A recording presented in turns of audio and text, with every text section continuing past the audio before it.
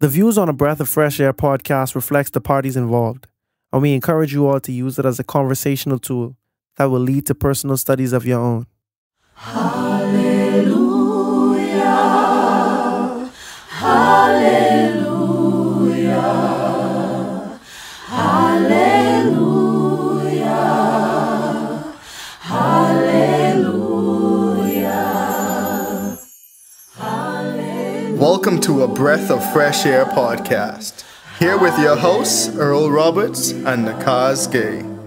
As a young person, Christianity can be so foggy, like smoke in the mirrors and so unclear. But we're here to bring you a breath of fresh air. Eliezer, Yes, Master. I am now getting very old. Put your hand under my thigh, Eliezer, and swear to the God of the heaven and the God of the earth that when you find a bride for Isaac, you will not search among the Canaanite women of whom we reside right now. Promise me that you will go back to the land of my father and find for him a bride. Suppose the woman that I find is unwilling to come back to this land. So what shall I do then? Shall I take Isaac back to that country that you came from? Never take him back to that country. The Lord God will send an angel before you to help you find this woman for him. And if she does not come with you, then I promise you, you will be free from this oath. Okay. I receive your instructions. This I will do, my master.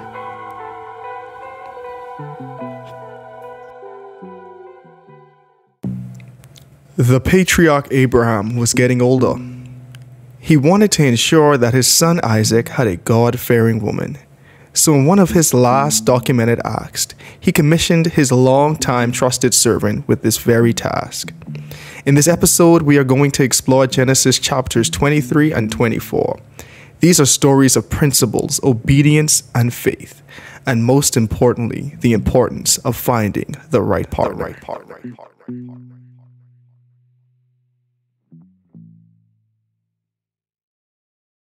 All right, well, welcome to another episode of A Breath of Fresh Air Pod. So I think last time I mentioned that we were ending the Abraham's arc, but I was wrong.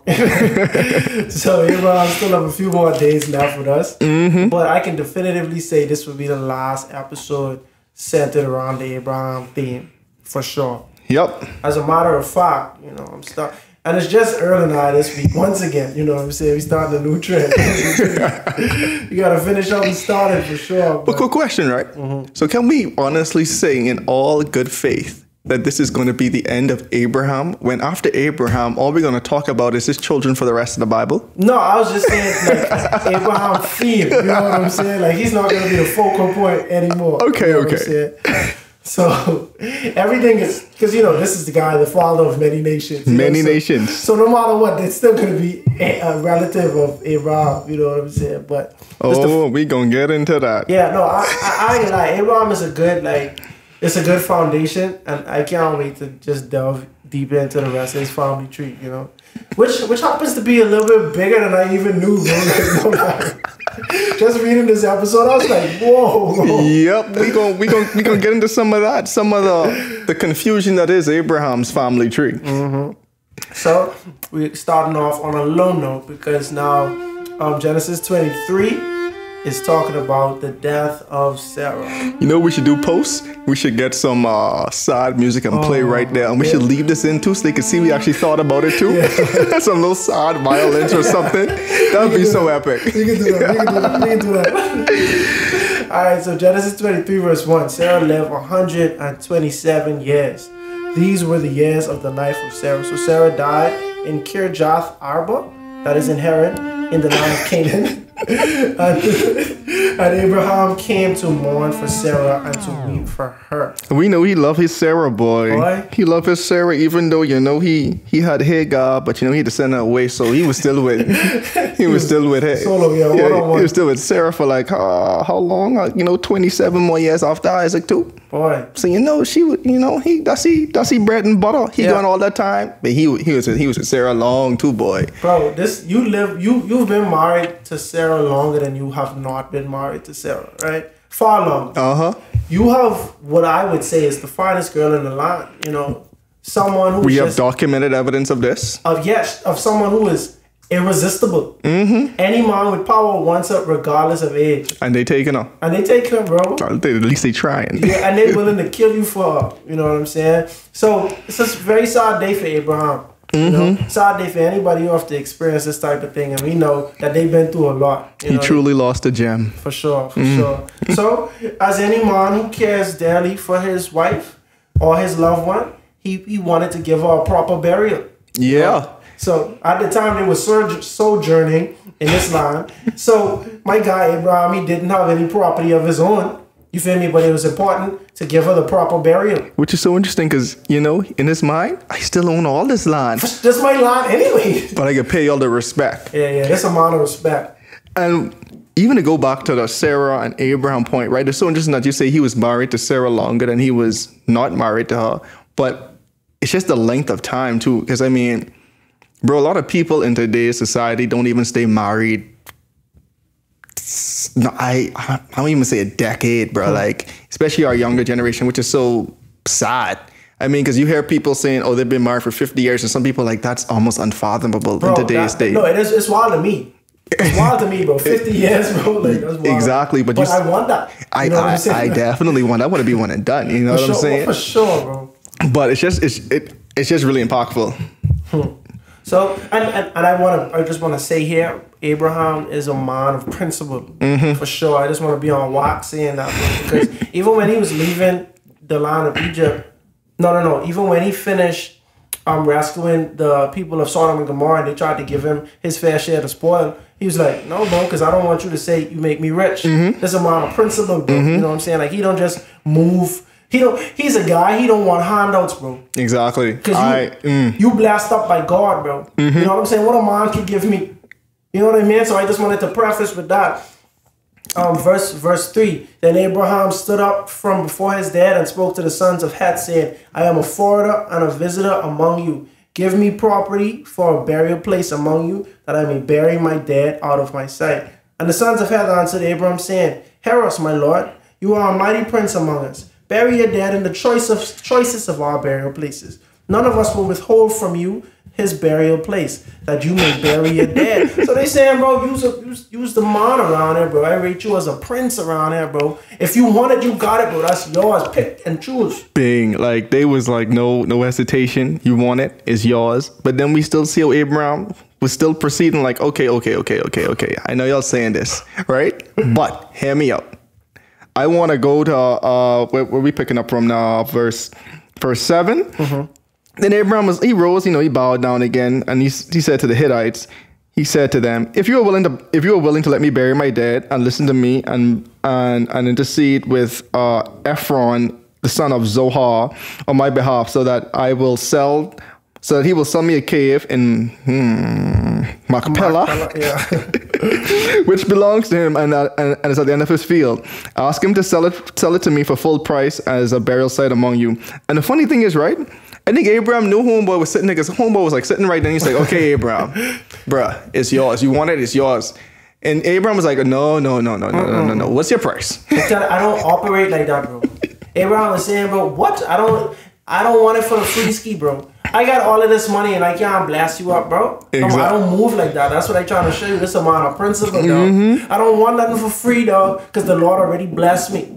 You know what I mean? But it also shows how good Abraham's name was to them too. They was like, it was like everyone trying to do everyone a favor, and Abraham was they trying to say, bro, you want it? We got you. Here you go. It's good. It's yours. Abraham saying, yeah, I appreciate that, but no, really and truly, I really want to pay you. I insist. Please. I insist, bro. Please take my money. Please, bro. Because at the end of the day, that's how you show support too. You know what I mean? You don't show support by taking stuff from people, bro. Like, because at the end of the day, what does it profit Abraham, a man who lacks nothing, you understand, to have more things? I already have everything I need, bro. Like, why you giving me more, bro? Let's make a transaction, bro. And at the same time, back to what he said earlier to the people of Sodom and Gomorrah. Exactly. I don't want to have to owe you anything, bro. Exactly. Even if the thing that I owe you is you saying that you made me who I am, I don't want to owe you that. Exactly. You can't have the chance to say these things to me. You know what I mean? You're also saying I'm not going to give you the opportunity to try to call it a favor at any point too. Because just because you did me this one good thing, at some point in the future you might say, oh,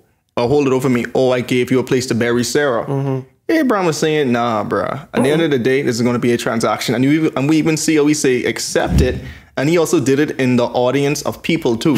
So we have witnesses to show you that, hey, I paid you what I was going to pay you. And they saw me paying you. We see Abraham paying them in front of everybody too. He like, you can get robbed. Ain't my problem. But I paying for this cave. I'm telling you, bro. And then...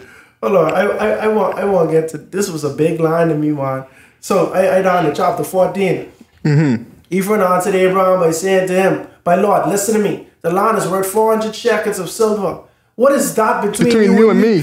Bury your dead." He's saying, bro, what is...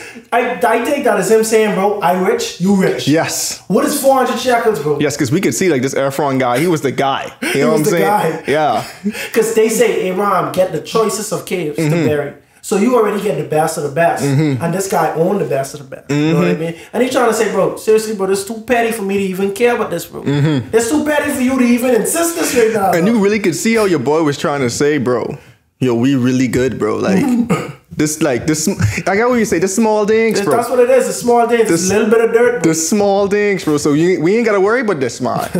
Like, we used to have a lot to honestly. We used to be like, hey, that's small things, bro. Yeah, but everything cool, bro. I got it. Just kill the bill, exactly. Bro. I don't care, bro. But Abraham listened, to Ephraim and answered, and Abraham weighed out the silver for Ephraim, which he had named in the hearing of the sons of Heth, 400 shekels of silver, currency of the merchants. So basically what he said is, bro, cash on sight, cause no fight. You saying kill the bill, and they saying, no. Let me pull out this money, put this in your hand, because he ain't gonna deny it. No. I pull out this money and put it in your hand, who's gonna deny that? Exactly. You know what I mean? Exactly. There's a lot of principle at the end of the day. I feel like my boy Abraham is saying, bro, I want everything I do to be decent and in order, bro. You know what I mean? I ain't gonna allow you to derail me from my principles like that. Nope. And I respect that. Exactly. I respect that, bro. Pay your debts, bro. Exactly. I don't want to, Nakhaz, I don't want to be the guy looking for free stuff from people and things like that, bro. I want to be the guy blessed enough that I can patronize the establishment. Blessed to blessed. You feel me? So, Earl, if you selling land and houses and stuff like that, I ain't want to be in a place where you come and you saying, bro, please give me a deal. I want to be able to buy your house and tip you. You see what they say? Because you was my boy like that. Yeah. You know what I mean? And so that's the mentality I feel like Abraham had. Still, the Lord bless him, so he want to bless others. He don't want to take away from that. And the Lord did say, bro, everyone who bless you will also be blessed. For sure. So at the end of the day, he doing you a favor still. And you don't even know it. For sure. I remember one time, this guy asked me to do a poem for him. He wanted to film me, and we were working together. I was helping his bride, and he was just doing something for me for free. And at the end of after we finished working, he gave me $50, and it's my good boy. And I said, bro, no, bro, don't watch that. And he insists. I say, bro, don't watch that. He said, bro, don't stop my blessing. Ooh. He hit me with that. I said, all right, bro. I say, all right, though. All right, bro. Ooh, that was a preamble to you reading the Abraham story. You didn't even know it. Exactly. So Abraham was like, I'm not going to stop your blessing, bro. You feel me? Because if I bless you, God going to bless you too. Man, and the crazy thing is, like, you know how much times we might be stopping our own blessings and we don't even know it? And that goes beyond even like people you know. That even goes like people you don't know. Like a lot of people turn away strangers who might be trying to bless them, and you don't even know what God imposed on the stranger's heart to do. That happened to me one time. I could definitively tell you that happened to me one time, bro. I wasn't in school, right? But I was living in Huntsville and I was broke. This guy come to me in church. We was all standing outside after church. And the guy had his wallet open, but I wasn't really that aware of what's going on. And he come to me and he say, you go here? I say, it depends, right? This guy kiss his teeth, move to the next person and say, you go here? And he was like, yeah. And he give him $20. So it made me feel bad because it was like I was trying to be funny. So he's like, all right, you block your own blessing and he going somewhere else. But at the end of the day, I wasn't a student. You understand? So like I try to understand what you was talking about still, but I was still trying to be funny at the same time. You know what I mean? Now granted, if I had understand he wanted to help out a student. You know what I mean? I fit the student role, even though I wasn't currently enrolled in school. I still had the same struggles as everybody else. You know what I mean? Yep. So I would appreciate that blessing, but at the same time, just not being like humble at the time. It blocked me at a time, and I needed the money, bro. Like I kid you not, I needed that, and I wanted it. Exactly. You feel me? So yeah, bro. Like which is like goes back to the same thing. Like God knew what you needed, and God put in a stranger's heart to bless you. And you didn't even really know you was about to be blessed by the stranger. And God, the crazy thing, the stranger's like this impression of us. So he just said, you know what, God told me I got to bless somebody, so I'm going to still bless somebody else. You were the original target of this blessing, but now the blessing still got to keep on giving. Block my blessing. But I mean, more power to him. You know what I mean? I appreciate, I wish he had a bit more patience with me. Appreciate the thought. Hey, but like we said last week, God calls us to. Exactly. And I did not. So, and also, the mom was like, well, God, I tried. Will I bless another? But then, like if you think about it from an optimistic standpoint, right? My boy might have needed that more than me. Still. Might have. You understand? So by me reacting like that, this guy might have fulfilled who he was supposed to bless still. Yeah, that's an optimistic way to look at it. That's the only way I can look at it now, because I don't even want to think about that no more.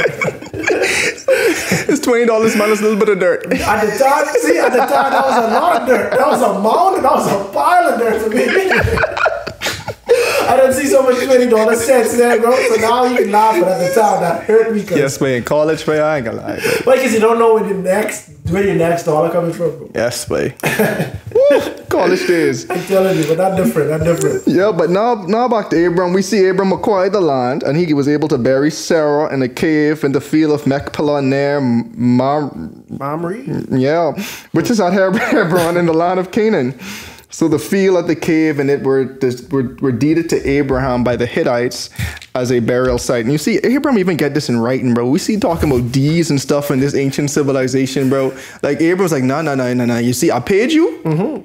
Here is it saying that it is mine forevermore. So that's a businessman. That's it. That's it. Come on.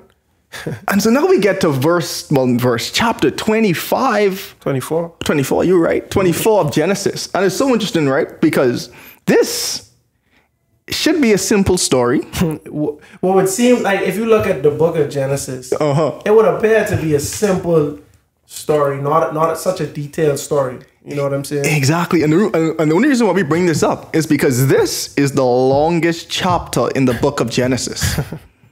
Facts, bro. So if you read in the Bible and you in rhythm of the 30 chapter verses, they turn it up a notch. Yeah, this one can slap you. I tell you, they 2 times the verse, 2 times the chapter, I should say. Exactly. And the reason why that's so important is because, that we already talked about the flood. Even going back, we talked about the creation story. We've talked about the fall of man. We've talked about Cain and Abel. We've talked about the flood. We talked about Tower of Babel. We've talked about the lineages. We've talked about Sodom and Gomorrah. We've talked about the sacrifice last episode, and all of these things were covered in like 24 verses, 35 verses. But now a simple story of dad wants son to get married. Dad sends servant to go find son wife. Servant finds wife. Servant brings back wife. They get married is a longer story in the Bible than all of these other previous topics that we've covered. Crazy, bro. So it's interesting. And also, like, he's going to say something? Bro, Adam and Eve named all of the animals. You know what I mean? I imagine they named the trees. They relax, get to know each other, stuff like that. And that was but a verse. You feel me? Cain killed Abel. He was banished, etc. A few verses, you know what I'm saying? That wasn't even a chapter in the Bible, bro. Like, because they ended off, I think, with like lineages or something in that chapter. Yeah, bro. Because Cain and Abel was pretty short chapter in the Bible. Bro, think about this. Yeah, because Cain and Abel ends with a king getting banished, and Lamech though is getting like, listen to you wives of Lamech. Exactly. So think about this, bro. Noah built the ark, preach, all that stuff. And the chapters, like, it's multiple different things happening, bro. And these chapters don't even exceed this same chapter, bro. You understand? So It's crazy, bro. It's crazy the emphasis that is being put on this chapter specifically. Yeah. And then it's crazy to think that for the whole book of Genesis, this story is the longest one. Exactly. So at the Breath of Fresh Air podcast, we are of the belief that nothing is in the Bible by chance. Facts. Everything has a meaning. You understand? So we're gonna delve into it a little bit, but there's always more to unpack, and it's just something for y'all to think about too, as to why do we think this chapter is so long. Yeah, You know? in like God's great infinite wisdom, why did he inspire the author to pen this chapter in such length and detail? As I mean, more words means more detail was expounded upon it. So one could argue about the semantics of that sentence, but at the same time, why was this story so important? And then, like Kazi said, we're going to probably explore some of it, but granted, our knowledge is only so deep. And at the same time, we encourage everyone to do their own research and, yeah, ponder the question, like you said. Sure. So, off to Genesis chapter 24. Now, Abram was old, well advanced in age. Mercy. So I'm thinking he's about like 140 now, give or take. Well advanced. Bro, because think about it, bro. Sarah's already dead. And Sarah died at 137? 27. So he would have been 137 when she died. I called it 140. Close enough. Exactly. Boom. Yeah, so... Man, that's insane, bro. Yeah, no, that's crazy, bro. So, let's say his mom died when Abraham was 137, and Abraham had Isaac when he was 100. So Isaac would have been like, at minimum, 37 years old when this happened. Or was he 40? He had been like 40. Oh, because okay, yeah. So let's think about it, right? I think because you said 37 just now, but she died when she's 127, as you said originally. So if Isaac was born when that would be 30. That would just be 30. Yeah, he'd be like 37 because Isaac was born when Sarah was 90. Sarah was 90 and Isaac was 100. So 27 plus 10. Yeah. Yeah. So Isaac is at least 37 while his mom died. Yeah. And however much time between his since mom. elapsed. Yep. Yeah, you feel me? I go back to my original 40. Give or take. 40, yeah. All right. So Abraham said to the oldest servant of his house, who ruled over all that he had, "Please put your hand under my thigh." I don't know why that was necessary. I was like, that was just like how they made oaths back in the day. So it was like something kind of symbolic. It was sacred. Why they did it that way, that goes beyond my understanding. But it was just a thing that happened back in the day when they were making oaths. I found it quite strange too. I was like, under your thigh? I just imagine a grown man putting his arm. Bro, I ain't even trying to be funny, bro.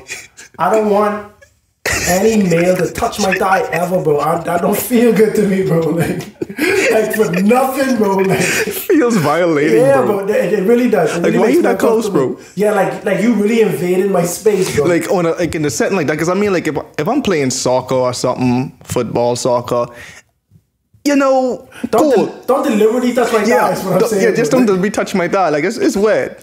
But like sometimes when you play sports, just be close to people. Yeah, for sure. It's just but that's a mindset. You come down knowing that. You know what I'm saying?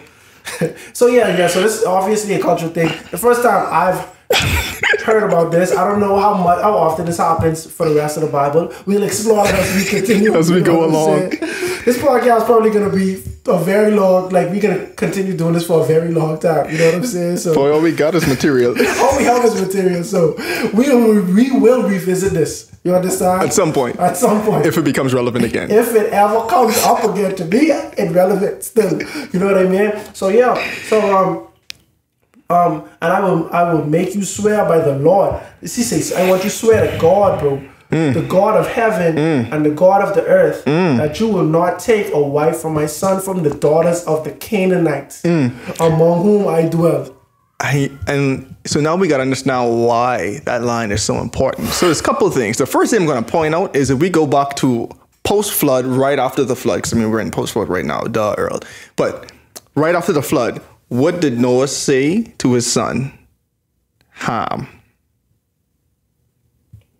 Cursed. Oh, that Canaan is going to be cursed. That Canaan is going to be cursed. Yeah. Remember, he didn't curse Ham. He was like, I'm so mad at you, I'm gonna just curse your son. He look at Ham, he say, bro, you already finished anyway, bro. Your life, you nothing to curse, really. Like, Exactly. look at you, bro. You finished, bro. Like, your line of thinking is done. You Exactly. understand? And so you say curses be Canaan. Where they at? In the land of Canaan. The Canaanites. Right. And also we know how just evil the Canaanites were around during this time, and for future generations, we're still going to see how just corrupt and deprived they are.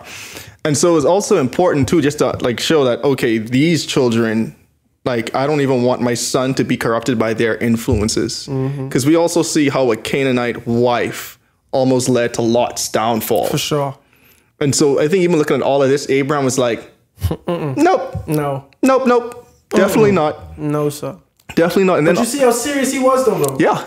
Put your hand under my thigh, bro. Why you gotta paint it like I that? ain't even trying to get off, bro. But put your hand under my thigh, right? So this already like an intimate thing right now, bro, right? And he's saying, bro, I want you to swear to God, bro.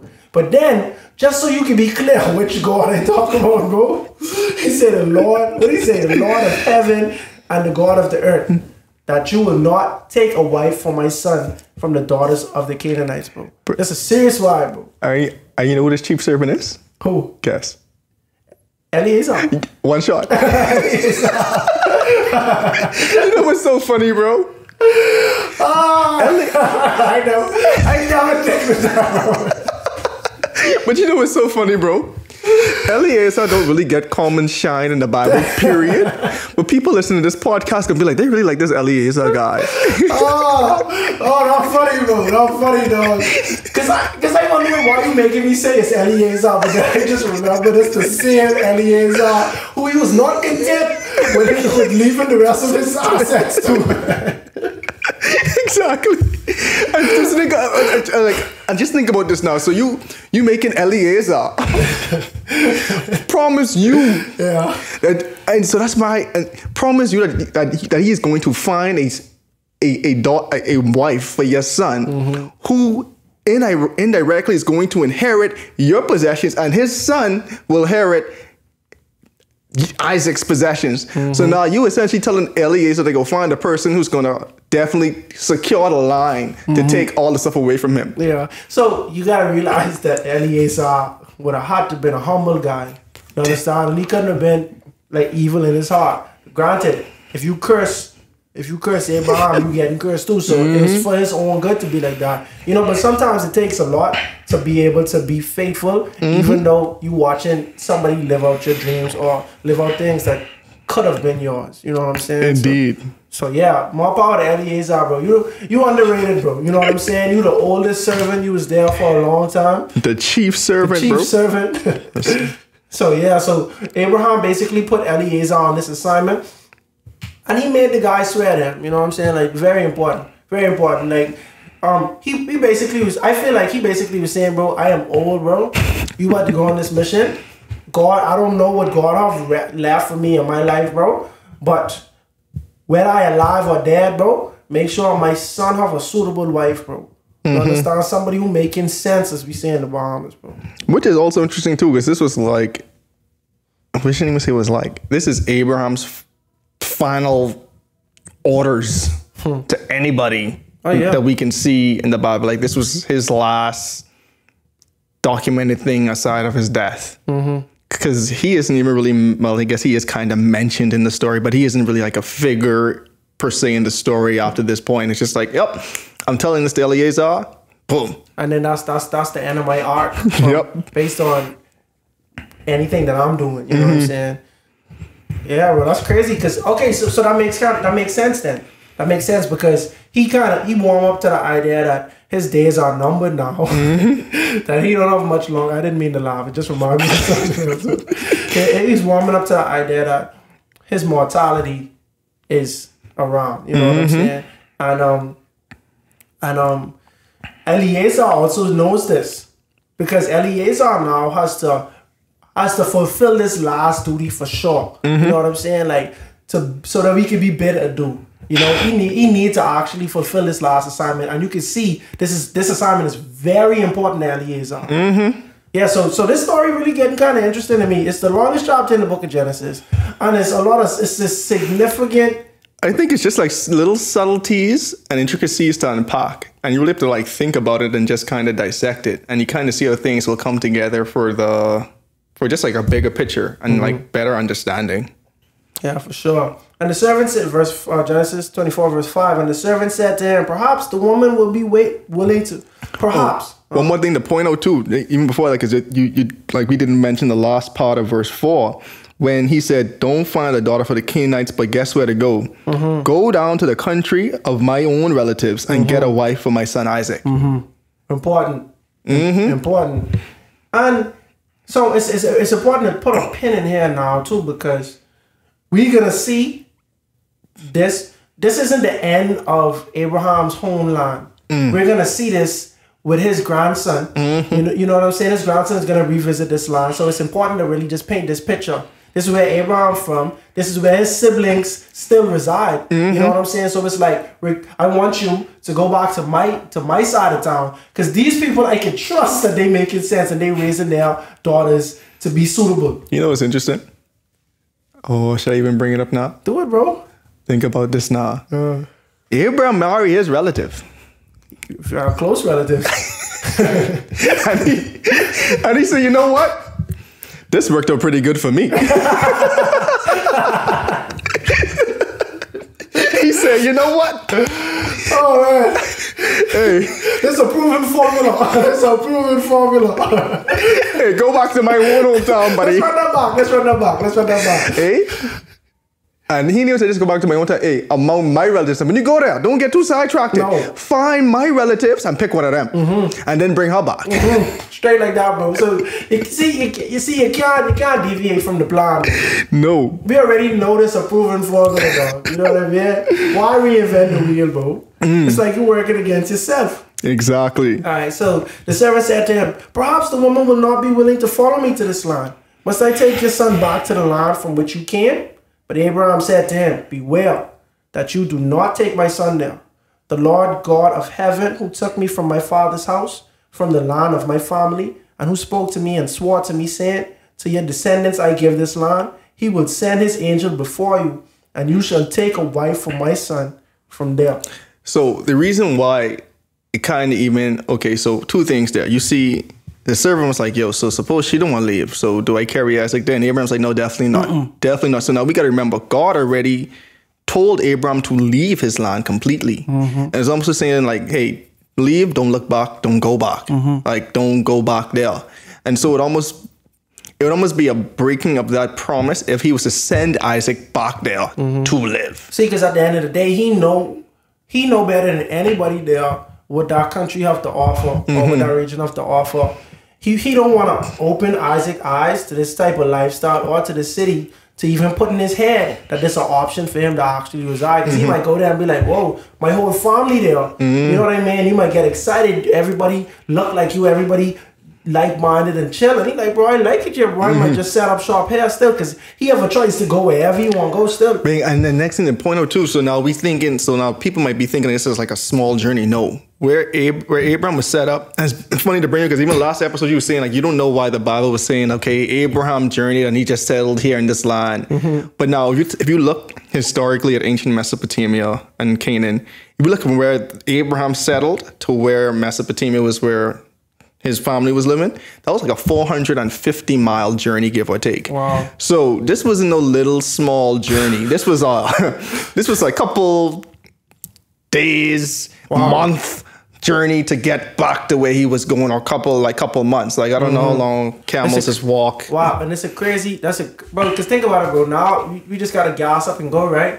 But you still got to gas up your camels. You got to bring a lot of food for them. You know what I mean? Water. You got to be able to find water for them. Bro, I mean, let's even think about the perfect analogy too right now, bro. Because like from Orlando, where we live, to Miami is about 300 miles.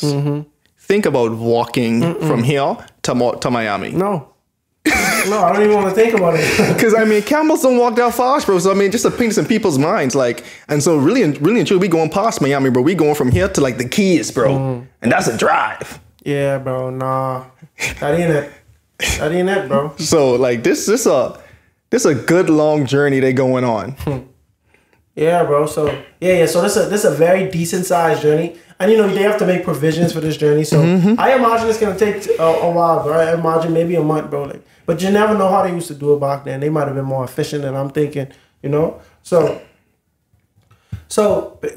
I don't know if you had anything else you wanted to add on that. No, I think we good. We keep on going. Yeah. So verse 8, and if the woman is not willing to follow you, then you will be released from this oath. Only do not take my son back down. So the servant put his hand under the thigh of Abraham, his master, and swore to him concerning this matter. So like what is interesting too was showing that, and it's going to be an interesting parallel to paint right now, but you see how Abraham was like, okay, if you find somebody and you think she's the one, but she don't want to leave, it's okay. Don't force her to come. And it also like how God doesn't force us to accept him either. Because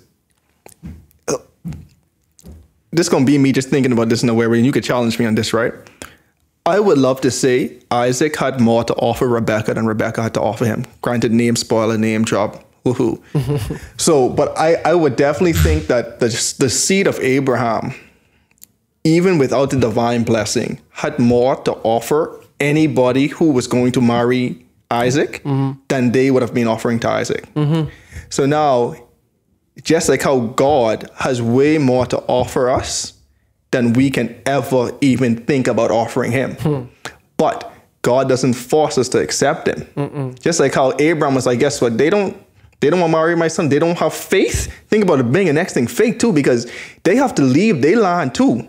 Just like what Abraham did in the past. Leave their land and come marry some guy they never even met. They, as we're going to kind of unpack soon, yeah, I'm going to let you talk about that. So think about this, bro, because you said you stumbled upon something very interesting, bro. God say, and you don't get time to think or internalize this, bro. It's just time to move. God tell Abraham, get up out of their father's land. My guy was out. You know what I'm saying? God tell Abraham, listen to what your wife's saying, and send Hagar and Sarah on their way. The next morning, they was out. You know what I'm saying? So it's like when God talks, you gotta move, bro. Straight up, bro. So, and it's like when you have the confirmation that God is talking to you, it ain't nothing for you to think about. It ain't, bro. Like seriously, bro, it's nothing for you to think about. God already think it all the way through, bro, and He ain't leading you astray. Exactly. So now watch this.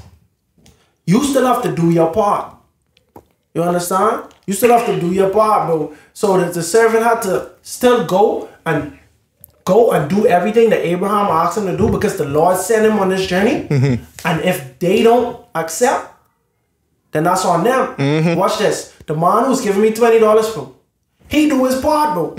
I ain't accept, bro. You understand? So he fulfill his duty anyway. Yeah. You know what I mean? And that's just how he miss out on the blessing.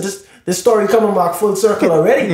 You know what I mean? So, and I noticed Abraham, he didn't say, bro, if she don't reason with you, give us some time to go back. Abraham never said that. No. Abraham ain't even say, find another girl. No. And the next thing too, because here's the thing. Oh, I kind of like this analogy too. Let's see if I even can execute it.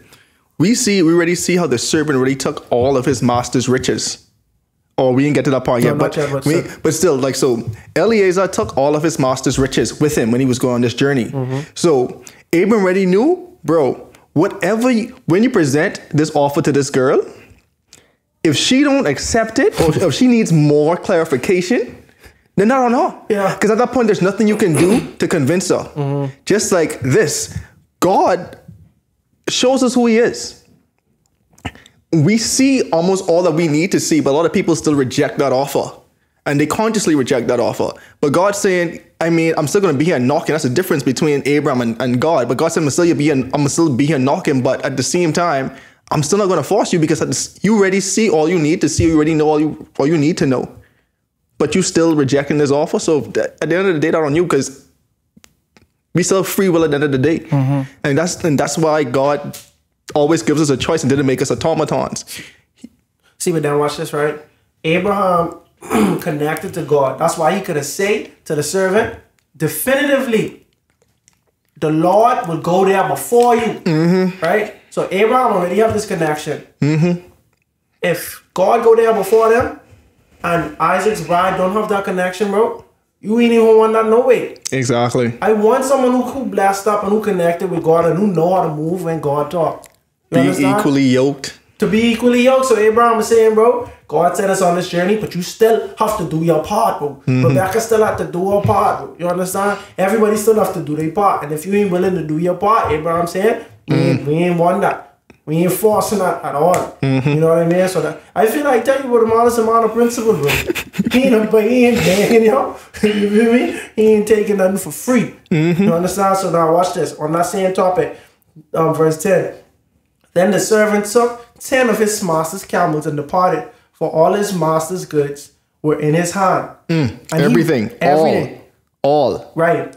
And, he arose and went to Mesopotamia, to the city of Nahor. So that's the city where Abraham is from. Right? So the guy ain't coming there saying, asking for a favor, bro. He ain't coming there saying, bro, will you marry me? Give me a chance. Marry my son, give me a chance. He's saying, bro, this is what we have to offer in its entirety. Exactly. You don't have to guess. Exactly. So he ain't come there with like 50 pieces of gold. Or silver or nothing, no, but this man brought gold. That's like John. So he ain't come there with like 50 pieces of gold and say, I get the other 50 back over here. No, he say, bro, that's how much I got, bro. You understand? I got this, and we coming with God. So it's like, you want to move or what? You know what I mean? Like, take it or leave it. Exactly, bro. Exactly. So, but who can deny that though, bro? And then so we see like he finally gets there. You know, the Bible doesn't exactly say how long it took him. We just cut to the next verse. He got there. He and his camels kneeled down at the well outside of the town as it was towards evening. At the time, a woman go to draw water. So now just even imagine this movie scene now. You see this man with his 10 camels on his long journey. Finally reached the gates of the city. And then outside, he's like, oh, there's a well.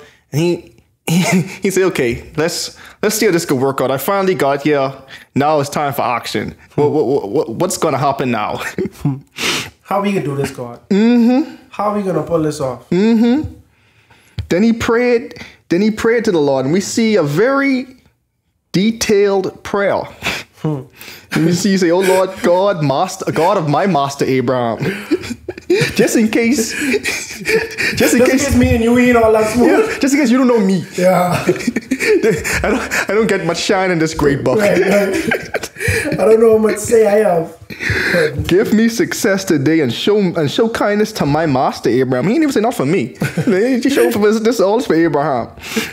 See that I am standing beside this spring, and the daughters of the townspeople are coming out to draw water. May it be that when I say to a girl, please let down your jar that I may have a drink, she says, drink, and I'll water the camels too. Let her be the one that you have chosen for your servant Isaac. Be this, I will know that you have shown kindness to my master. I know the next part is important too, right? But I just want to say this one thing. One thing to take from this part is how direct this prayer was. A lot of people, and sometimes I'm even guilty of this too, but like I work on this, a lot of people just have say general prayers and they don't really tell God what they want. And God wants to bless us, and sometimes God literally wants us to say, bro, like, what do you want? Now, it's not saying he's going to give you what you want, and your will still needs to line up with his will, but we know Eliezer and Abraham were in one accord, going what God essentially told Abraham to do too, like make sure Isaac was married, someone who's God-fearing too. But Eliezer prayed a very direct prayer. Lord, this is what I want to happen. Like, I want this sign. This is what I want to happen. Right. And then at the same time, Eliezer, I feel like he prioritized like a quality of being generous, like generosity. So he's saying, I know that the woman who is to marry my master's son, she needs to be generous, or I need to know that she kind or caring in some type of way. Of a certain character. Right. And so that kind of separate the weeds right there. You know what I'm saying? Because not everybody could be generous and just be polite and manly and stuff like that. So he's saying, all right, I can narrow it down very easily. And Lord, just let me know. Just let me know this very specific. Let me just execute this very specific thing, and it can make my job very easy. Because now remember, this guy, he trying to fulfill this oath. You know what I mean? And it ain't. See, if he was a crooked guy, He could have gone there, spent some time, and come back and say he ain't fine or something like that. Or just pick any random person, bro. Straight up. Just to be honest. But you can see this guy trying to be thorough. Mm-hmm. Lord, I want to know specifically who this guy is. You imagine they come in this town. He might be from this town or something like that. You know what I'm saying? Who knows?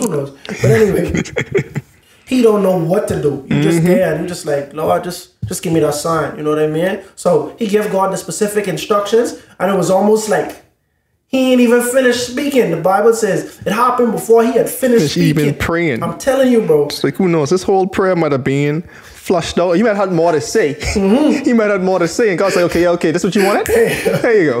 He might have started saying, let her have this type of hair. No need for that. I'm telling you, right? No slapping up. And what's so interesting too, because he was making sure that, like, to offer you water might be one thing. Like, that's a simple task. You want some water here, but to also offer the camels one. There's 10 of them.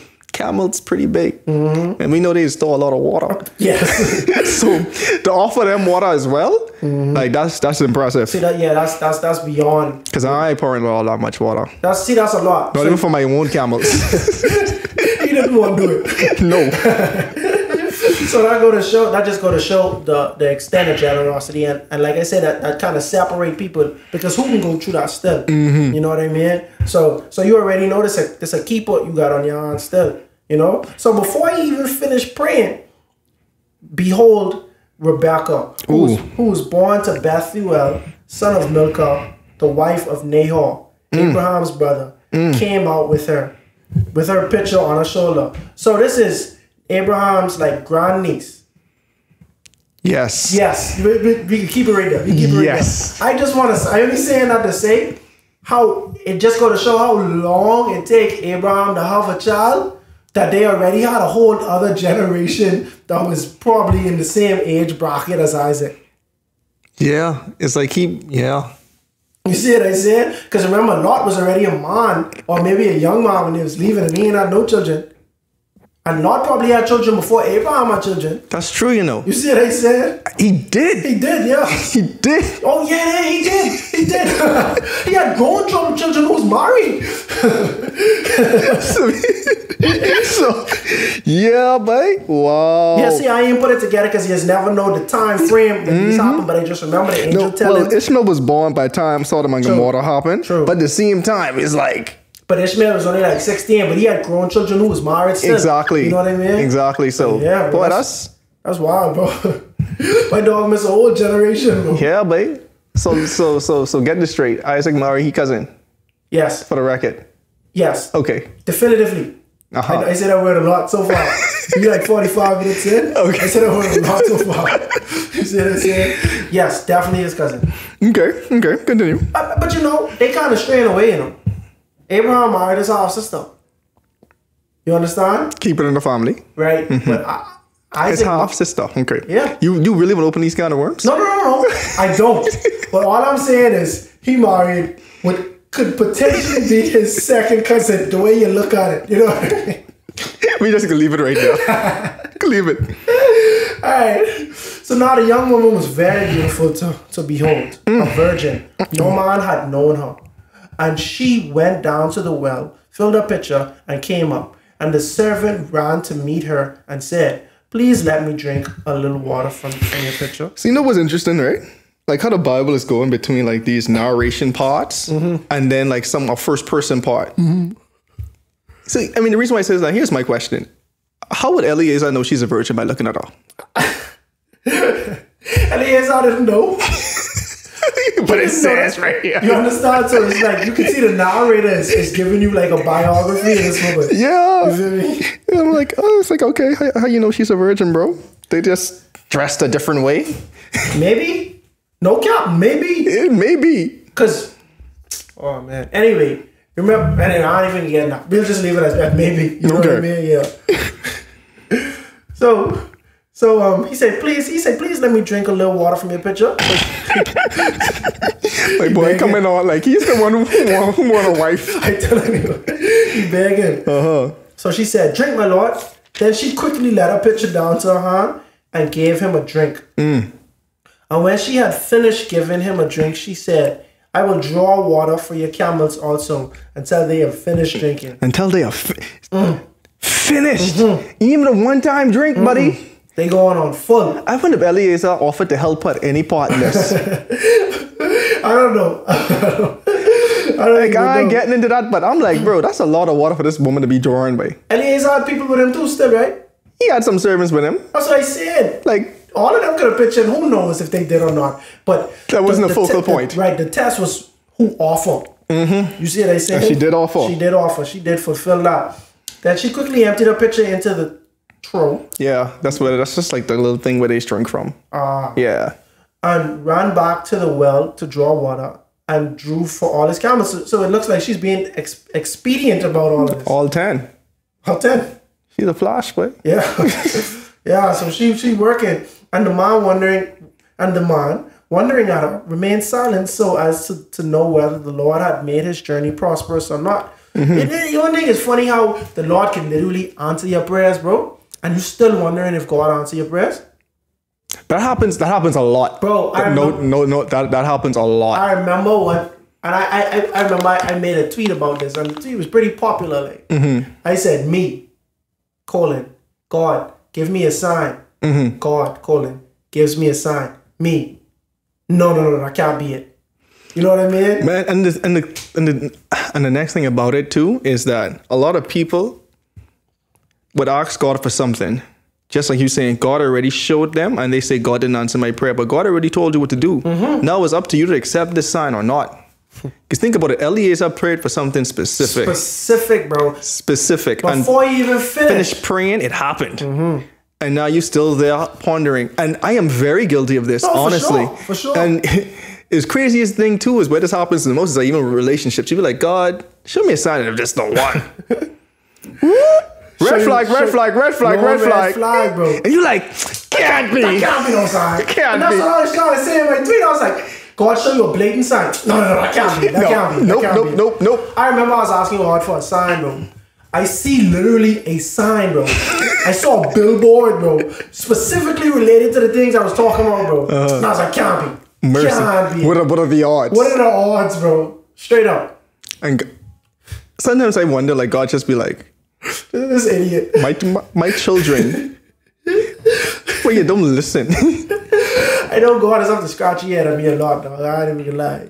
Man. For real, bro. But it even goes back to the free will thing. Like, God also gives us free will, and we have to make sure our stuff align with His. Like, it's just funny. Yeah, that's crazy, bro. That's crazy. So it was, verse 22. So it was, when the camels had finished drinking, that the man took a golden nose ring, Mercy, weighing half a shekel. And we thought nose ring was new fashion. I'm telling you, they thought this was something new. Ancient Mesopotamia, they had nose rings. Normal, bro. Gold nose rings. See, but this the thing. He already, bro, all right, so it didn't say they just make this nose ring. He already had this. He bring this with him. You see what I'm saying? So he was already saying, bro, when I find this wife, I gotta go put a nose ring on her, bro, normal.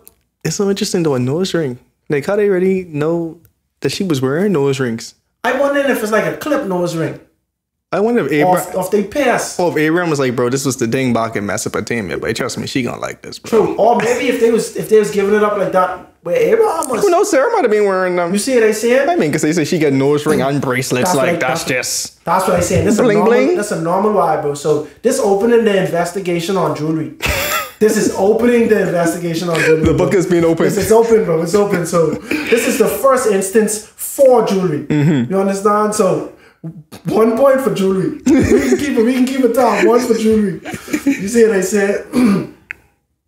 And 2 bracelets for her wrist, weighing 10 shekels of gold, and said, "Whose daughter are you? Tell me, please. Is there room in your father's house for us to lodge?" So she said unto him, "I am the daughter of Bethuel, Milcah's son, whom she bore to Nahor. Moreover, and she said to him, we have both straw and feet enough and room to lodge." I guess I see why he was still pondering, is he still needed one more sign. Because the final thing was, okay, I get this first sign, but now is she related to Abraham? So I give him a little slide out there. Give him a little slide out there, because it was certain more sort of qualifications that needed to be met. She took off the first box, but now it's like, okay, You're looking good so far, buddy, but you got one more check mark to make. Yeah. Yeah. That's a good one. Because we see, like, right after this, homeboy was like, what? Oh yeah. Praise be to the Lord. When he do his touchdown victory dance, boy, the man bowed his head and worshiped the Lord. And he said, blessed be the Lord God of my master Abraham, who has not forsaken his mercy and his truth towards my master. As for me, being on the way, the Lord led me to the house of my master's brethren. So the young woman ran and told her mother's household these things. So it just go to show, bro, who I bless will be blessed. You understand? This man, Eliezer, making it seem like he don't have that personal of a relationship with God, bro. But he calling on God Through Abraham, bro. And when it happened, he amazed. So it's showing me that he probably never even experienced something like this before, bro. But then, you know what's also so important, like, so interesting that you say that? Like how a lot of people could be around. I mean, we cut it back. The disciples were with Jesus and still didn't even fully understand Jesus' ministry or who he really was and the things he was actually doing. Can you see, like, how they were still, like, amazed, like, oh, cool, you could do that? Oh, Peter, I see you walking on water. Oh, okay. Jesus got the well. Oh, I didn't drink no more. What? Really? What's going on? Right. Like, you could be around and Judas betrayed him. Straight up. Thomas was still doubting after, you know what I'm saying? So it's like, you can be around it, but do you really understand or comprehend what's going on? Yeah, you could be around it and completely miss it. Completely. So even you could see two people who grew up in the same household. One lean toward Christ and one lean toward the opposite. Cain and Abel. Exactly. And we see that multiple times throughout the Bible after that. You know what I mean? Like these two. And Cain and Abel was the best scenario, bro, because there's only but 4 people on earth. You see what I'm saying? That we know of, bro. You see what I'm saying, bro? Treat them like God. You're the only oddball, bro. Just treat them and they talking to God directly, bro. You know what I'm saying? And you miss out. And God talk to you directly too? You know the guy personally, bro. Oh my goodness. You can hear this with your own ears, bro. And still miss it. Mercy. You see what I'm saying? So yeah, bro. So that's so interesting to me, bro. But I just glad Eliezer, you know, he got to experience the blessings of God and see God answering his prayers. You just know? the end of the Eliezer arc. Yeah. He was a good man. No, it ain't the end yet. Yeah, I'm saying, but this story too. This story, yeah. Is the end too. Now Rebecca had a brother whose name was Laban. Important name. A very important name. Not now, but we'll get back to Laban in a few episodes. Like two more episodes, or maybe one more. I don't even know. It depends, yeah, you know. Yeah. It depends on how the cookie crumbles. Yeah. But remember the name Laban. If you don't know the name Laban. All right. And Laban ran out to the man by the well. So it came to pass, when he saw the nose ring and the bracelets on his sister's wrist, and when he heard the words of his sister Rebecca saying, thus the man spoke to me, and he went, thus the man spoke to me, that he went to the man, and he stood by the camels at the well.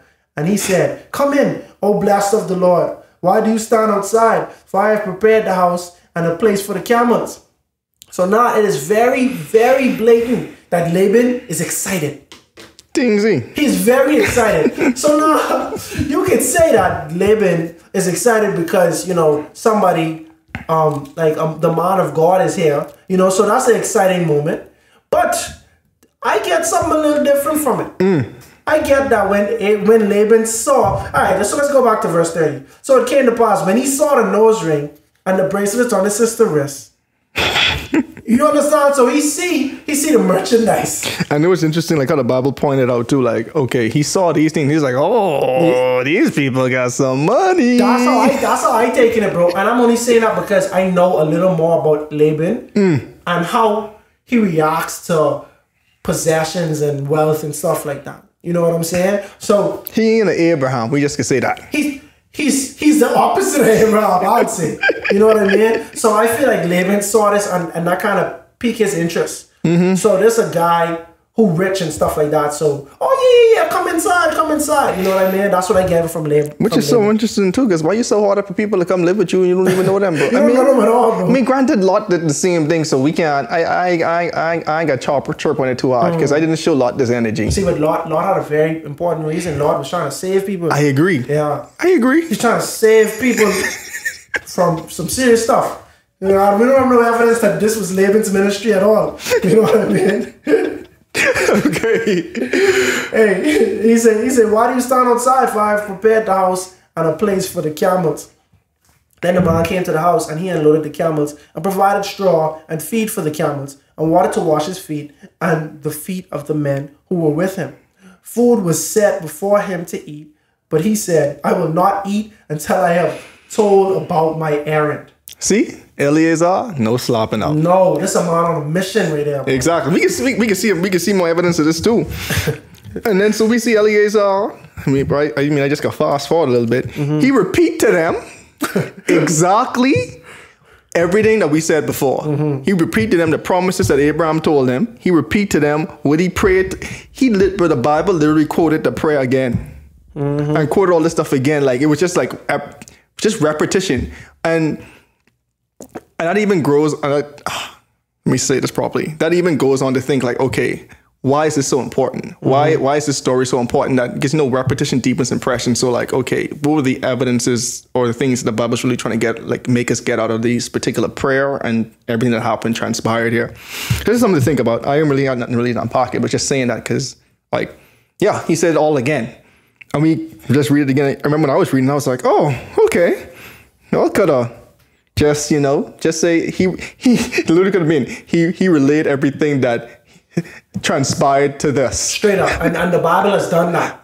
Exactly. You understand? But, bro, if you really read through this, bro, he even repeat where he say, and Abraham, if she don't come. Exactly. I say, bro, everything. It was like a copy and paste, bro. But the sad thing is, it wasn't a copy and paste, but someone literally wrote this out again. In quotations. In quotations.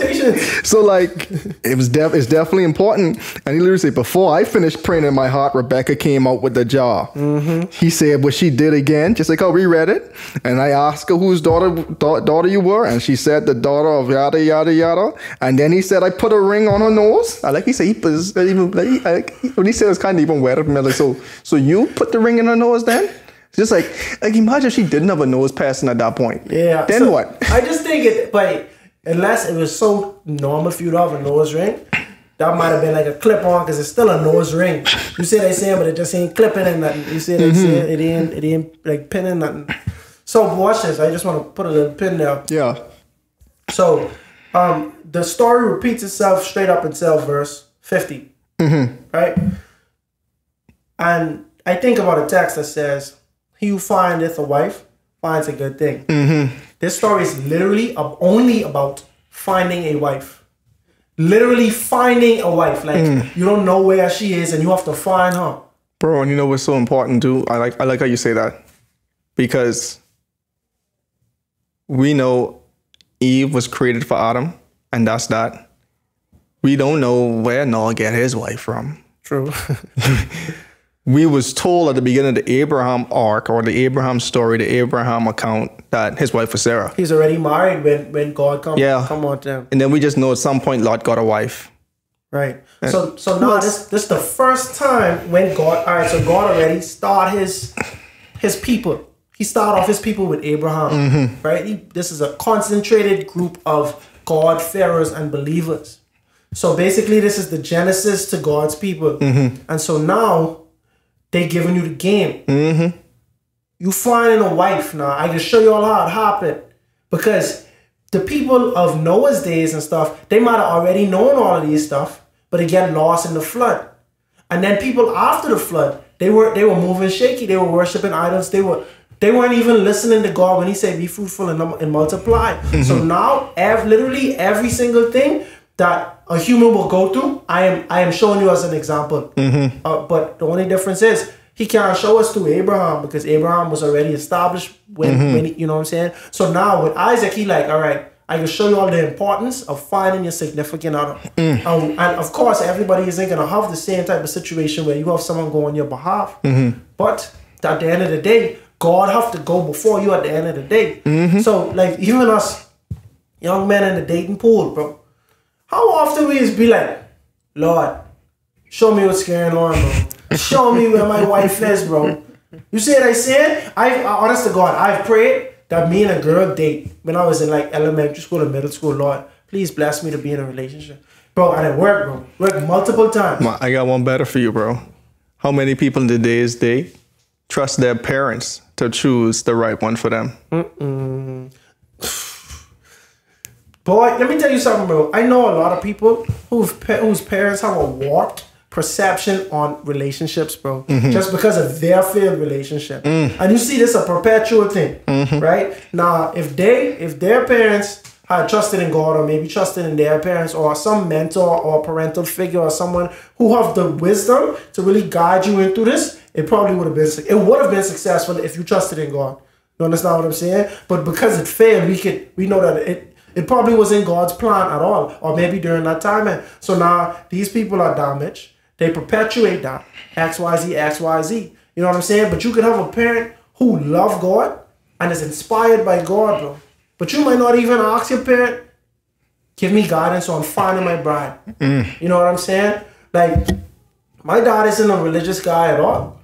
I can't even trust his opinion. You know what I mean? On a bride to find. The only thing I have is my mommy, and I never even asked mommy how should I go about doing this. You know what I mean? But I know she would always say, seek God. You know what I mean? For sure, she could teach me how to court a woman, but how to find this woman, I never even get that type of clarity from her. I never even sit down and ask mommy, what specific things do you think I should find in my bride? Woo. You know what I'm saying? Funny thing is, I never asked my mommy about that either. So it just got me thinking here, like, you know.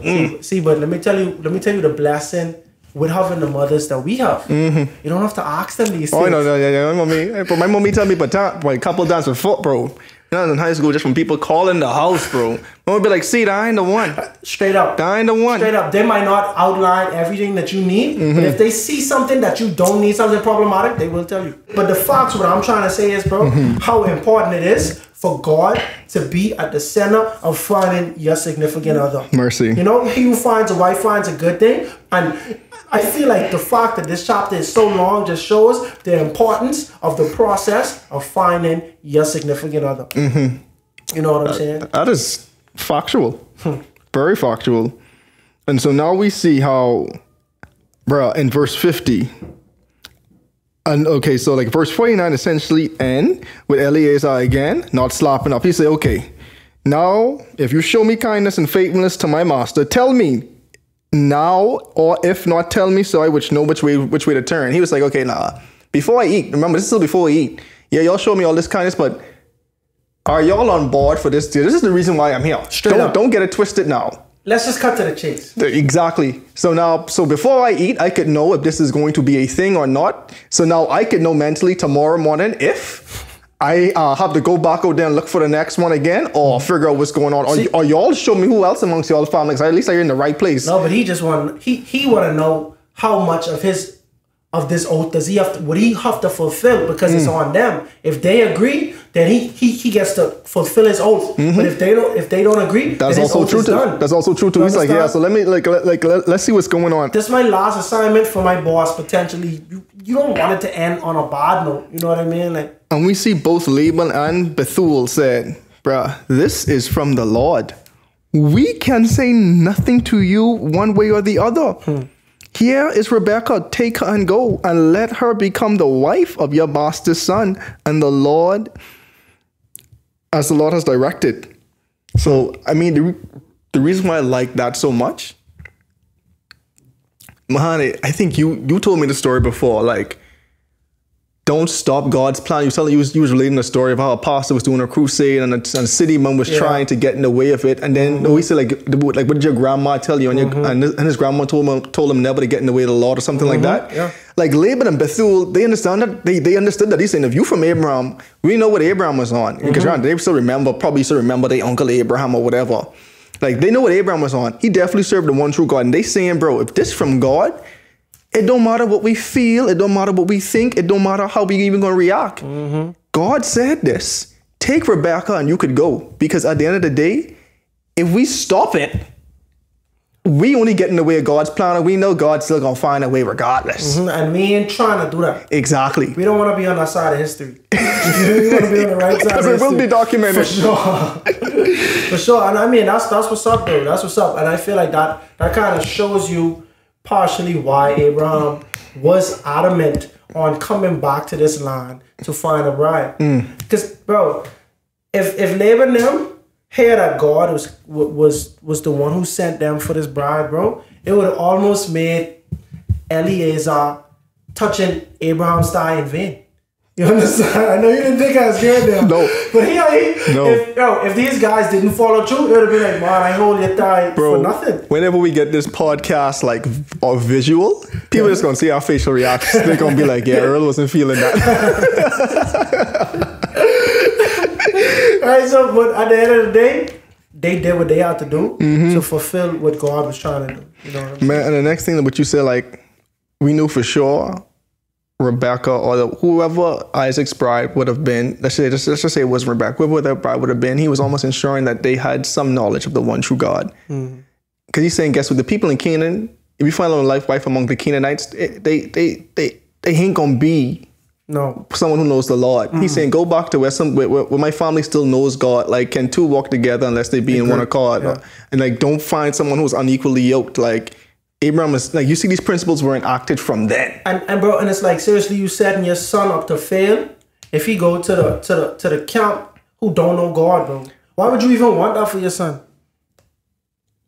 And this ain't just a normal son too. I don't think we unpack this yet. This the promised child who the Messiah coming from. So Abraham in his final act, he's saying, guess what? I need to protect the seed.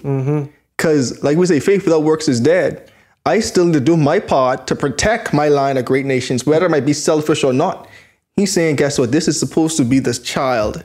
Like somewhere down in the future, I know the promised Messiah is coming through this. This is how my children are really going to be the blessing to the world. Straight up. I need to protect this because if I let Isaac do and Isaac gets corrupted. That's it. You know what I'm saying? I mean, God still has a plan, probably, but you going to have God coming. You're going to derail God's plan. You don't want to do that either. Exactly. You don't want to be on that side of the street. You're done kind of almost derail it with Ishmael. You know what I'm saying? And you can't mess up twice. Man. Exactly. Yes. So that's important. Yeah, that's an important thing to unpack there. So now watch this, right? So since the Lord has spoken this, they all in one agreement, right? So your boy start worshiping the Lord again. Yeah. You feel me? So it's like, oh man, I fulfill the mission. I go on all the way, bro. And I follow through, you know? Then the servant brought out jewelry of silver, jewelry of gold, and clothing. That's the set. I can just count this as still 1 point for jewelry still, because it's still the same story, right? And gave them to Rebecca. He also gave precious things to her brother and to her mother. And you know, Laban just on cloud 10 right now, right? Because we also got to remember, this man brought a significant portion, as we kind of identified ahead of time, pretty much all of Abraham's wealth. So like, yep, y'all didn't stand in the way. And we see Abraham loves blessing people. So yep. Yeah, so Abraham had it like that. Yeah, and Abraham probably even gave instructions. Okay, when this happens, you give them this, you give them this, you give them this. Guess what? Just give them and bless them. Exactly. Show them that, you know, they ain't making a bad choice. Exactly. And bro, that's important too, because remember, anyway, this whole thing is important, bro, because when Jacob came, you know, to find his bride, I ain't trying to spoil it too much, he didn't have anything. You understand? So he had to work. You understand? So you can see the difference. Same. Anyway, I ain't getting into that. That's a different story. Literally a different story for a different time. Oh, no, but this is what I'm trying to get at. Verse 54. And he ate, and the men who were with him ate and drank and stayed all night. Then they arose in the morning, and he said, send me away to my master. Yeah, Elias said, okay, it's time to go. I done. I mean, it was fun. You know, I appreciate it. Thank you. Appreciate the hospitality. You guys are such good people. Such good hosts. But I gotta go. Sorry. You know what I'm saying? But you can see he's a respectable guy. So we say, send me on my way. Stay. Yeah. I don't want to just leave. I want to just push out on you. Exactly. Let me go. Oh, but you know, we see how Laban and we see how her mother just was like, oh yeah, okay, you could leave, but could she stay a little while? Yeah, just a little while longer. So we could say goodbye still. And he was like, what? But I just could imagine him, bro. Like, you can just imagine the look on his face. Like, what are you even saying right now? Bro, it's obvious that... Alright, so think about this, bro. He was extremely excited when he found out that she was related to Abraham. So he worshiped God. He was so happy. he was extremely excited when they say yes to the proposal. Exactly. So you can see this guy is very eager. So all he's saying is, bro, I'm ready to go. I'm ready to show my master that I fulfill this mission. Bro, and I don't even think about it too. If this was me, I'd have been like, bro, y'all already say yes. Y'all already say y'all ain't stop standing in the way of God. Y'all already say take her and go. So why are you standing in the way of God? What's going on? Why I gotta wait? Y'all said me. Y'all told me last night, take her and go. Me, I'd have been like, I wasn't hungry. I'm ready to go now. Hey, but you know what I don't understand? Did people visit people back then? By 450 miles away, I was in you too often. I gotta walk this. That's true. Never mind. But people live in Miami now. That's only 3 hours away by driving. I don't go see them. Yeah, true. You know what I'm saying? But if you in my hour radius bubble, and even then, if you want the 30 minutes and above side of this hour radius, but we ain't seen each other a lot. All I said is they didn't see him like they can see the guy again, but they probably will never see him again still. Probably not, because we know. Think about it too, from their perspective. But we ain't see Abraham in over 100 years. I know it was 100 years, but we ain't see Abraham in a very long time. Better part of 75 plus years. I can say that just be a safe. We ain't see this amount of years. So, from the looks of it, wherever y'all going, y'all ain't coming back. We know we ain't seeing her no more. That's true. So, I mean, she was like, bro, just let us stay at least 10 days, and she could go. Because, this is your mommy, dog. She just wants some closure, just want to. But Ellie used to say, no, wait, don't, no slopping up. No, don't keep me here. Yeah, he said, don't make me stay longer than I have to stay. You know what I mean? And that's the thing. If Eliezer had come and eat and drink with them and chill and didn't propose that, then you could understand. But Eliezer gets straight to the point. I on a mission, yo. I am here on a mission. Not food good and all, but I gotta cut to the chase. Exactly. You understand? And he say, bro, before I even eat and drink with y'all, let me just let y'all know what's going on. Yeah, I'll lead nobody astray. No, everything up front. Hey, this goal and her ain't for free. No. I don't want y'all get misled right now. Exactly. This a proposal. He proposed it. You see, he said it's like, we just get the ring and go on one knee. Yeah. That's what he doing. It's a yes or no still. Exactly. Now that I already get this yes, let's go. Let's go. What you waiting on? And then so we see, like, you say, bro, since you already grant me success in my journey, just let me go. And then we see in verse 57, they said, okay, let's call the girl and ask her about it. So let's see what she got to say. Yeah, they try to like deflect. And they was like, so Rebecca, will you go with this man? She was like, I will go. Yep. Straight up. The original vow, I will. I will. And that's what it's saying to King James too. Because I think they was trying to say, they was thinking that she was going to say no. Give me some time still. She's like, no, yo. Nope. Peace. Good. And then we see it again, bro. When God, and we see God even tell her directly, but God calls people to act, man. Just gotta go. Gotta go in that faith. Straight up. And this is literally faith again, because you go in to marry someone you have not seen. We don't know how Isaac look. She don't know how Isaac look. She don't even know where she going, really and truly. No. She have a vague idea where she going, but she ain't ever been there before. But then all she could do is trust in God. You know what I mean? Exactly. And you going on this journey with this man you ain't never meet to go marry someone you ain't never meet 450 miles away. That could be robbers and all kind of stuff on this journey back there. That's why I say you can only trust in God, bro. Amen. Because there's blind faith, right, yo. There's a blind date still. There's a blind marriage. Oh, man. Bing. So now we see, they say, they bless Rebecca. They say, our sister, may you increase to thousands upon thousands. May your offspring possess the gates of their enemies. Which is so funny because inadvertently, kind of happened. I mean, y'all was blessing her, but she already had this blessing upon her. For sure. From the man she was marrying. But then all poetic that even was. Exactly. You see what I said? Because that was going to happen anyway. That was what the Lord already promised still. And that's what I'm saying. Like, even going back to my earlier analogy, it's like, sometimes we see all we need to see from God, but we don't even know the other blessings that we already haven't, that He has in store for us when we actually go on that walk with Him. Like, she saw all the gold and stuff, but they didn't even know the other blessings that was already bestowed upon Isaac. Those the intangible things that you can't even quantify. On a side note, bro, I need to start pronouncing blessings on people's life when I leave in, bro. Seriously, bro. You see what they say, bro? Exactly. May you become the mother of tens, of thousands, of 10,000s, right? Mm-hmm. May your descendants possess the gates of those who hate them. Exactly. And granted, these are also God-fearing people too. I started trying to show you, bro. I need to start saying that, bro. Mm-hmm. When I see people, bro, I can say, bro, I ain't gonna lie, bro. May your descendants possess the gates of those who hate them, bro. Make your enemies your footstool, bro. Straight up. Are you talking a literal blessing? I thought you were just saying, may God bless you and go along. No, you're talking about actual, like, pronouncing I pronounce some blessings on people, bro. I got you. All the way, bro. I got you. I mean, I feel like this is just very heartfelt to me, like. And powerful too, yeah. You know what I mean? This is powerful. Yeah, powerful.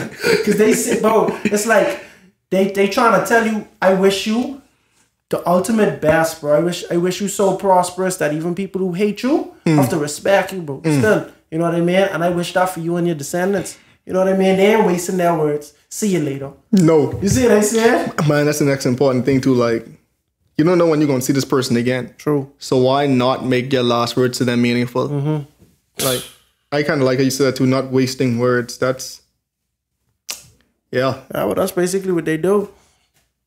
All right. Then Rebekah and her maids arose, and they rode on the camels and followed the man. So the servants took Rebekah and departed. So it is important now. Why he bring 10 camels?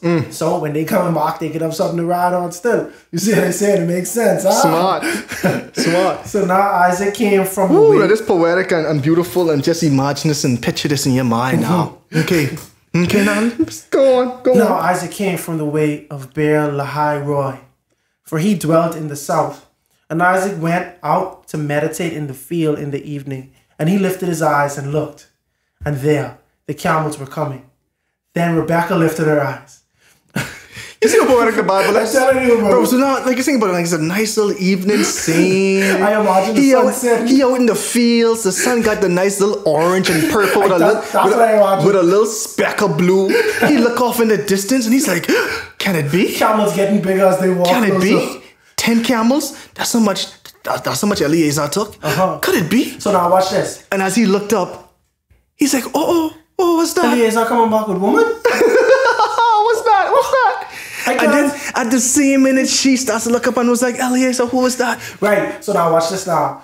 This could have been anyone, bro. Exactly. This could have been anyone, but she's still looking at him like, who was that? Something about him? What's going on? Something about him? She's like, please let that be him. Still. Please. No, I gotta say. Anyway, Sarah is Isaac's mother. Mm-hmm. So we can deduce that he's a handsome fella, bro. Yeah, you know, he Abraham was ugly. We ain't know what Abraham was dealing with, but they were siblings. Oh. You see what I'm saying? They were siblings still. Let me, bro. You see where I coming from? So the mom was handsome still. You Joseph got her from somewhere. I telling you, your granddaddy was.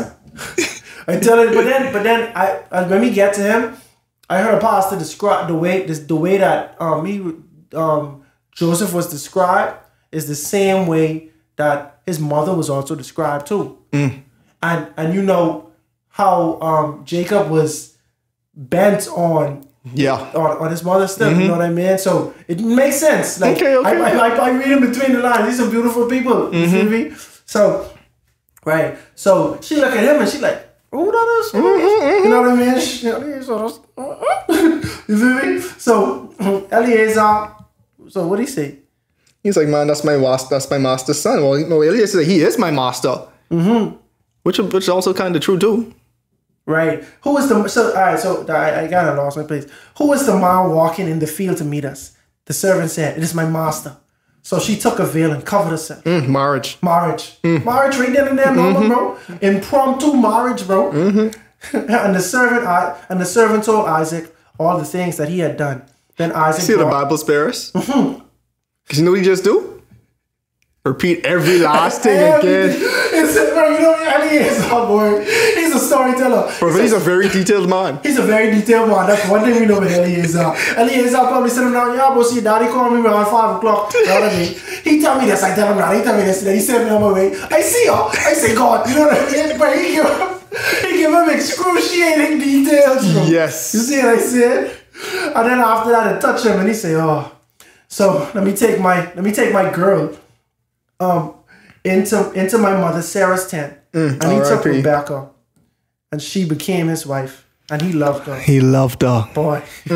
Honeymoon. So Isaac was comforted after his mother's death. Oh, Lord. Boy, oh boy. Rebecca. And here we have it. The story of the first documented marriage in the Bible. And at the beginning... Ceremony, right? It's marriage ceremony. Yeah. You're right. You're right. Yeah, because we know we got a couple. Yeah. Well, we got Adam and Eve. Yeah. But, so it's like the first real time it takes to find your wife then. Like, I think I like that. Mm-hmm. Like, the thought and just the forethought is to like actually find a bride for your son, to selecting a partner for yourself. Yeah, I mean, it's a really important story. And like at the beginning of the podcast, we kind of started to dissect and saying that we don't really know why this chapter was so long. Well, as we started to go through it, we saw a couple elements that just stuck out. The first one was just in obedience.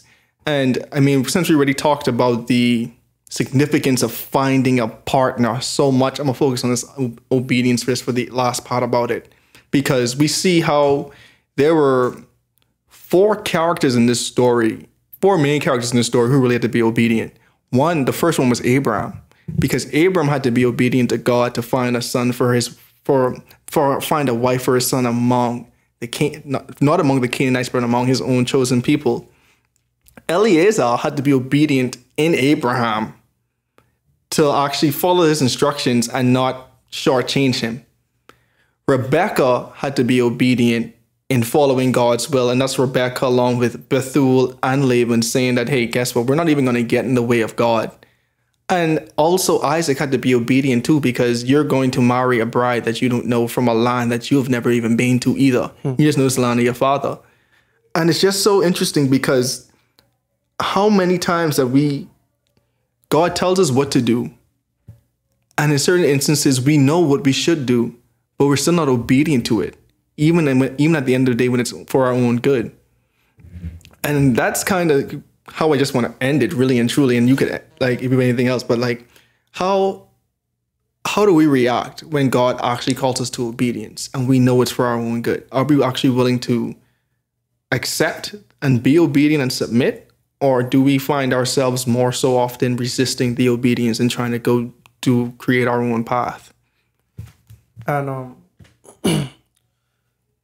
and it's a mindset thing too, because if Abraham didn't put this in the hand of God, he wouldn't have had anything to be obedient to. If you decide you're going to find your bride, you don't even include God to give you instructions. You understand? And that's kind of anti-submitting to God.